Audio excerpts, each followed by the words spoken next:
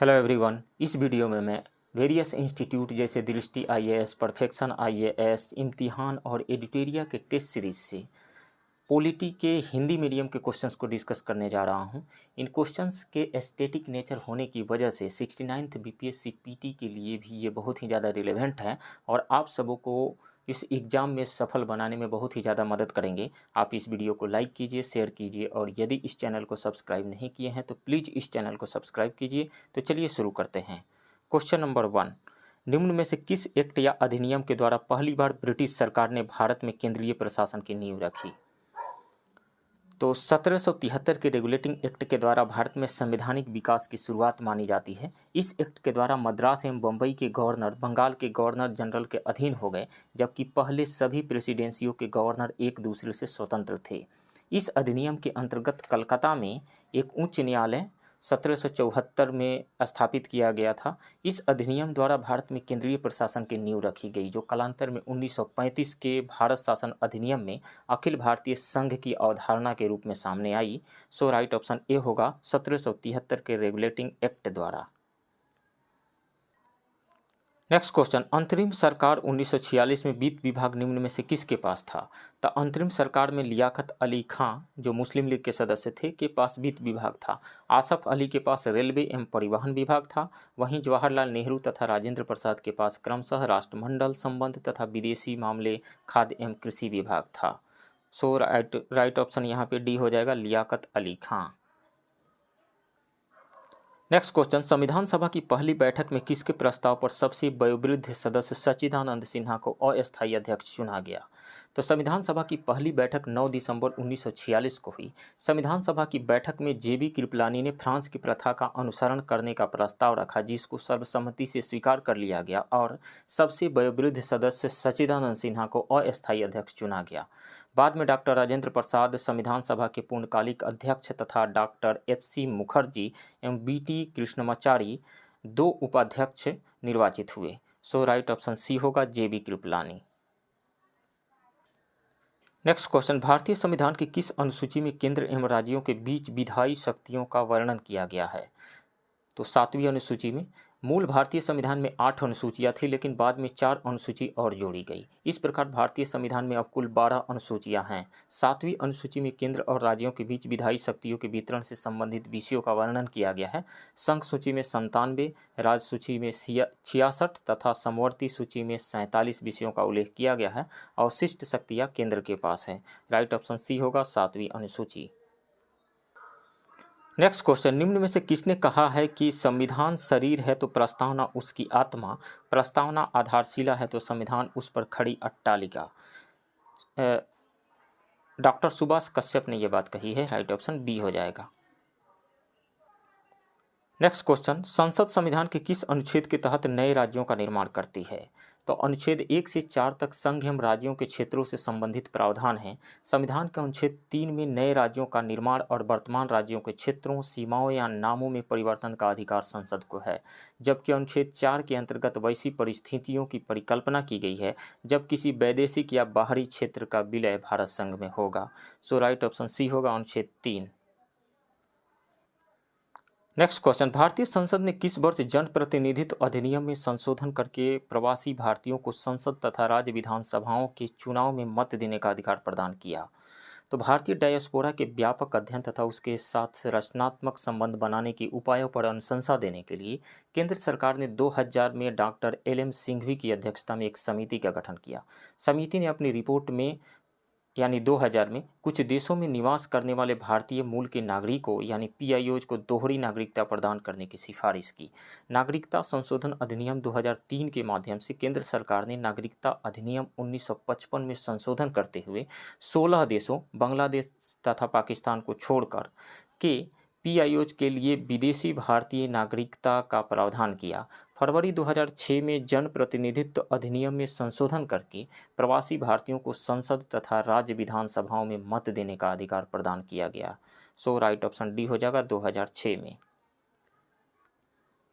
Next question, भारतीय संविधान के किस भाग को नागरिकों का अधिकार पत्र यानी मैग्ना कार्टा कहा जाता है? तो भाग 3 यानी फंडामेंटल राइट्स को। राइट ऑप्शन बी होगा।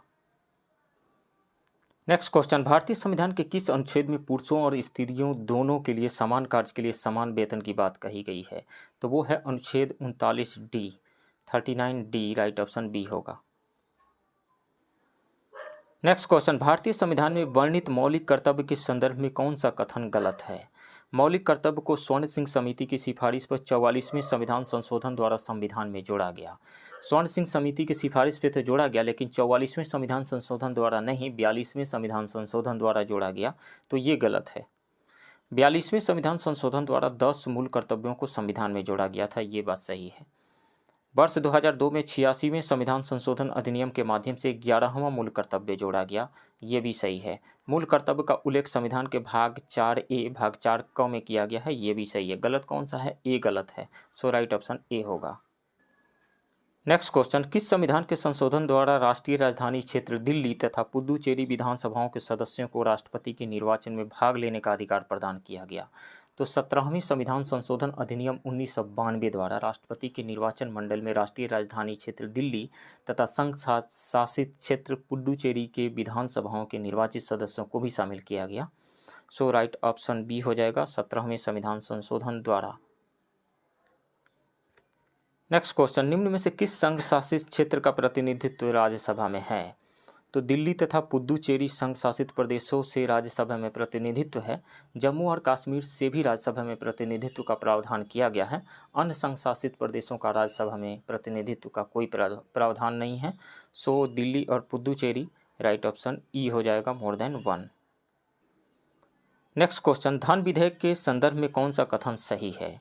धन विधेयक को संसद के किसी भी सदन में पहली बार पेश किया जा सकता है, नहीं, केवल लोकसभा में पहली बार पेश किया जा सकता है, ये स्टेटमेंट गलत है। धन विधेयक के संदर्भ में संविधान में संयुक्त अधिवेशन का प्रावधान किया गया है, नहीं, ये गलत है। धन विधेयक के संबंध में संयुक्त अधिवेशन का प्रावधान नहीं है। धन विधेयक को राज्यसभा केवल 1 माह तक अपने पास रोक सकती है, 1 माह नहीं, केवल 14 दिन तक रोक कर रख सकती है, ये भी स्टेटमेंट गलत है। धन विधेयक केवल सरकार के द्वारा ही प्रस्तावित किए जाते हैं, ये स्टेटमेंट सही है। सो राइट ऑप्शन डी होगा। सामान्यतः आय व्यय से संबंधित विधेयकों को धन विधेयक कहा जाता है। संविधान के अनुच्छेद 110 में धन विधेयक की चर्चा की गई है। धन विधेयक को सर्वप्रथम लोकसभा में पेश किया जाता है, राज्यसभा में नहीं। धन विधेयक को प्रस्तुत करने के पूर्व राष्ट्रपति की अनुमति आवश्यक होती है। धन विधेयक के संबंध में संयुक्त अधिवेशन का प्रावधान नहीं है। धन विधेयक केवल सरकार के द्वारा ही प्रस्तावित किए जाते हैं। धन विधेयक को राज्यसभा केवल 14 दिन तक अपने पास रोक सकती है। धन विधेयक 14 दिन के बाद राज्यसभा द्वारा पारित समझा जाता है। धन विधेयक को दूसरे सदन में भेजने से पूर्व लोकसभा के अध्यक्ष को इस बात का प्रमाण पत्र देना पड़ता है कि यह धन विधेयक है। धन विधेयक को राष्ट्रपति पुनर्विचार के लिए वापस नहीं कर सकता है, क्योंकि यह राष्ट्रपति की पूर्व अनुमति पर ही लोकसभा में पेश किया जाता है। नेक्स्ट क्वेश्चन, संविधान सभा के प्रारूप समिति में कांग्रेस से निम्न में से कौन शामिल था? तो प्रारूप समिति का गठन 29 अगस्त 1947 को हुआ था। इस समिति में 7 सदस्य थे तथा अध्यक्ष डॉक्टर B.R. अम्बेडकर थे। सदस्य जो थे वो थे एन गोपाल स्वामी अयंगर, मद्रास से निर्वाचित हुए थे। अलादी कृष्ण स्वामी अय्यर, मद्रास से निर्दलीय सदस्य के रूप में निर्वाचित हुए थे। मोहम्मद सादुल्ला, असम से निर्वाचित मुस्लिम लीग के सदस्य थे। KM मुंशी, मुंबई से निर्वाचित हुए थे। N माधवराव, इन्होंने BL मित्र की जगह ली, जिन्होंने स्वास्थ्य कारणों से त्यागपत्र दे दिया था, ये निर्दलीय सदस्य थे। TT कृष्णामाचारी, इन्होंने सन 1948 में DP खेतान की मृत्यु के बाद उनकी जगह ली, निर्दलीय सदस्य के रूप में, निर्दलीय सदस्य थे। प्रारूप समिति के सदस्यों में केवल 2 सदस्य KM मुंशी तथा TT कृष्णामाचारी कांग्रेस के सदस्य थे। KM Munshi M TT Krishnamachari, right option c होगा। नेक्स्ट क्वेश्चन, निम्न में से कौन सा वीटो अधिकार भारत के राष्ट्रपति के पास है? तो अत्यांतिक वीटो है, निलंबनकारी वीटो है, जेबी वीटो है। विशेषित वीटो जो है भारत के राष्ट्रपति के पास नहीं है, अमेरिका के राष्ट्रपति के पास है, राइट ऑप्शन डी हो जाएगा। नेक्स्ट क्वेश्चन, संविधान सभा की समितियों एवं उसके अध्यक्षों के मिलान के संबंध में निम्नलिखित में से कौन असत्य है? प्रांतीय संविधान समिति के अध्यक्ष सरदार पटेल थे, ये सही है। प्रारूप समिति के अध्यक्ष डॉक्टर B.R. अम्बेडकर थे, ये भी सही है। संचालन समिति के अध्यक्ष जवाहरलाल नेहरू नहीं थे, डॉक्टर राजेंद्र प्रसाद थे, तो ये गलत है। मौलिक अधिकार उप समिति के अध्यक्ष JB कृपलानी थे, ये भी सही है। सी गलत है, सो राइट ऑप्शन सी होगा। नेक्स्ट क्वेश्चन, पिछड़े वर्गों को संविधान के किस अनुच्छेद के तहत 27% आरक्षण दिया गया? तो अनुच्छेद 340 के तहत दिया गया था। वर्ष 1979 में मोरारजी देसाई सरकार ने द्वितीय पिछड़ा वर्ग आयोग का गठन बीपी मंडल की अध्यक्षता में किया। आयोग ने अपनी रिपोर्ट 1980 में प्रस्तुत किया, जिसमें 3743 जातियों यानी 3743 जातियों की पहचान की गई, जिनकी जनसंख्या 52% थी। उनको अनुच्छेद 340 के तहत 27% आरक्षण दिया गया। राइट ऑप्शन ए होगा 340 के तहत, अनुच्छेद 340 के तहत ए। नेक्स्ट क्वेश्चन, प्रतिषेध रिट किसके खिलाफ जारी किया जा सकता है? तो प्रतिषेध संबंधी रिट सिर्फ न्यायिक एवं अर्ध न्यायिक के प्राधिकरणों के विरुद्ध ही जारी किए जा सकते हैं। यह प्रशासनिक अधिक प्राधिकरणों, विधायी निकायों एवं निजी व्यक्ति या निकायों के लिए उपलब्ध नहीं है। तो न्यायिक प्राधिकरण एवं अर्ध न्यायिक प्राधिकरण, राइट ऑप्शन ई हो जाएगा, more than one. Next question, राष्ट्रीय पिछड़ा वर्ग आयोग को संवैधानिक दर्जा कब दिया गया था? तो राष्ट्रीय पिछड़ा वर्ग आयोग का गठन 1993 में हुआ था। 102वां यानी 102nd कॉन्स्टिट्यूशनल अमेंडमेंट एक्ट 2018 के तहत इसको संवैधानिक दर्जा दिया गया था। राइट ऑप्शन बी होगा 2018 में। नेक्स्ट क्वेश्चन, भारतीय संसद के पास संघ सूची में शामिल कितने विषयों पर कर निर्धारण का अधिकार है? तो संघ सूची में शामिल 13 विषयों पर संसद तथा राज्य सूची में शामिल 18 विषयों पर राज्य विधानमंडल को कर निर्धारण का अधिकार है। कर निर्धारण के संबंध में समवर्ती क्षेत्राधिकार उपलब्ध नहीं है, लेकिन 101वें संशोधन अधिनियम, संविधान संशोधन अधिनियम 2016 ने वस्तु एवं सेवा कर यानी जीएसटी के संबंध में एक विशेष प्रावधान बनाकर अपवाद प्रस्तुत किया है। राइट ऑप्शन बी होगा 13। नेक्स्ट क्वेश्चन, निम्नलिखित में से कौन सा अनुच्छेद राष्ट्रीय आपातकाल में मूल अधिकारों के निलंबन से संबंधित है? तो अनुच्छेद 358 जो है आर्टिकल 19 द्वारा दिए गए मूल अधिकारों के निलंबन से संबंधित है। ये है 19, आर्टिकल 19 के निलंबन से संबंधित। और अनुच्छेद 359 जो है अन्य मूल अधिकारों के निलंबन से संबंधित है, लेकिन अनुच्छेद 20 और 21 द्वारा प्रदत्त अधिकारों को कभी भी निलंबित नहीं किया जा सकता है। तो अनुच्छेद 20 तथा 21 को छोड़ करके और 19 को छोड़ करके बाकी जो मूल अधिकार है उनके निलंबन से संबंधित आर्टिकल है वो है 359। सो इसमें से दोनों हो जाएगा, right option E, more than one. Next question, किस संविधान के संशोधन में कहा गया है कि राष्ट्रपति पर प्रधानमंत्री के नेतृत्व वाली मंत्रिपरिषद की सलाह बाध्यकारी है? तो वो है 42वां संविधान संशोधन अधिनियम।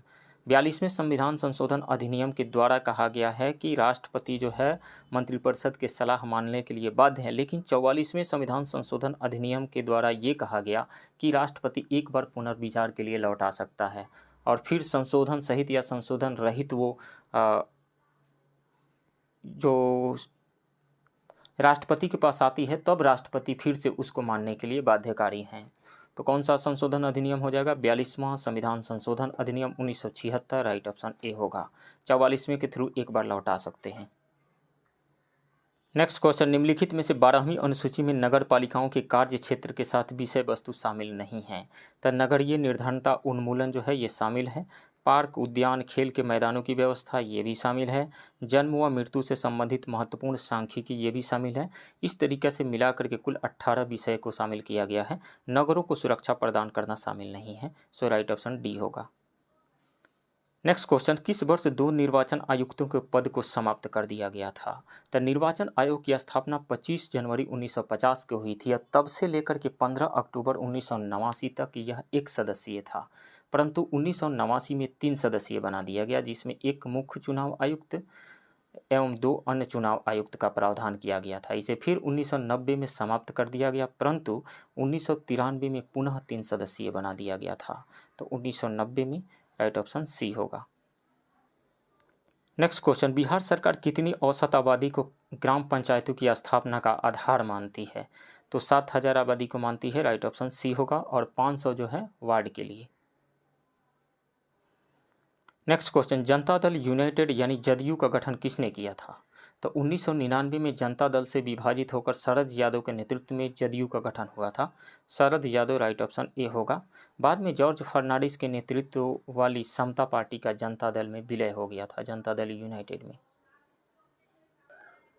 नेक्स्ट क्वेश्चन, बिहार में लोकसभा की कितनी सीटें अनुसूचित जाति के लिए आरक्षित है? तो बिहार में लोकसभा की कुल 40 सीटें हैं। 40 सीटों में से 6 सीटें एससी के लिए रिजर्व हैं। वो कौन कौन सी सीटें हैं? सासाराम, गोपालगंज, गया, हाजीपुर, समस्तीपुर एवं जमुई की सीटें। राइट ऑप्शन बी होगा। नेक्स्ट क्वेश्चन, निम्नलिखित में से कौन बिहार के राज्यपाल थे जो बाद में राष्ट्रपति के लिए निर्वाचित हुए? तो जाकिर हुसैन बिहार के राज्यपाल थे जो पहले उपराष्ट्रपति बने तथा बाद में देश के तीसरे राष्ट्रपति निर्वाचित हुए।